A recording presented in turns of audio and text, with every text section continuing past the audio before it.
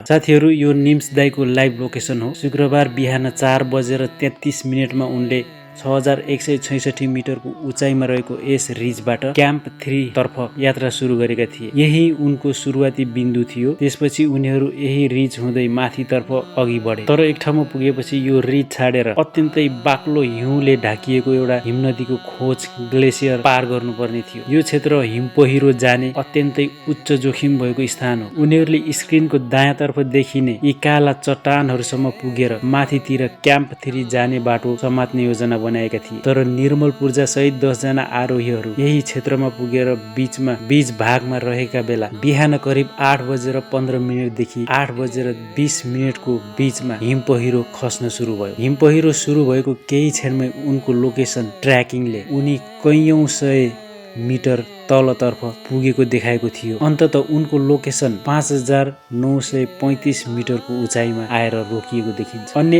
आरोहीहरूमध्ये केहीको शव भने त्यसभन्दा पनि तल हजारौं मिटर तलका चट्टानी क्षेत्रमा फेला परेको बताइएको छ। त्यस समय केही मानिसहरूले निर्मल पूर्जा अझै जीवित हुन सक्ने सम्भावना पनि व्यक्त गरिरहेका थिए। यसको कारण बिहान 8:23 बजे देखिएको लोकेसन र 8:33 बजे देखिएको अर्को लोकेसन बीचको गतिविधि हो। यी दुई लोकेसन बीच करिब 10 मिनटको अन्तर देखिन्छ। त्यसैले कतिपयको अनुमानमा त्यस समयमा हिम पहिरो वा हिउँ अझै बगिरहेको हुन सक्छ, अथवा सम्भवतः त्यस क्षणमा उनी सचेत थिए र त्यस स्थानबाट बाहिर निस्कने प्रयास गरिरहेको हुन सक्छ। तर जुलाई 31 को मध्यरातपछि प्राप्त पछिल्लो अपडेट अनुसार त्यसपछि लोकेसनमा कुनै थप गतिविधि देखिएको छैन। दुर्भाग्यवश जीवनको कुनै संकेत रहेको प्रमाण पनि देखिएन। शनिबार पाकिस्तानी समय अनुसार 5 बजे साँझ उद्धार तथा खोजी कार्य दिनका लागि स्थगित गरिएको थियो। भोलि पुनः खोजी अभियान सुरु गरिएको थियो। हालसम्म प्राप्त जानकारी अनुसार सबैको मृत्यु भइसकेको पुष्टि भएको छ र शव पनि पहिचान भइसकेको छ। हामी अझै पनि कुनै चमत्कारको आशा गरिरहेका थियौं, तर दुर्भाग्यवश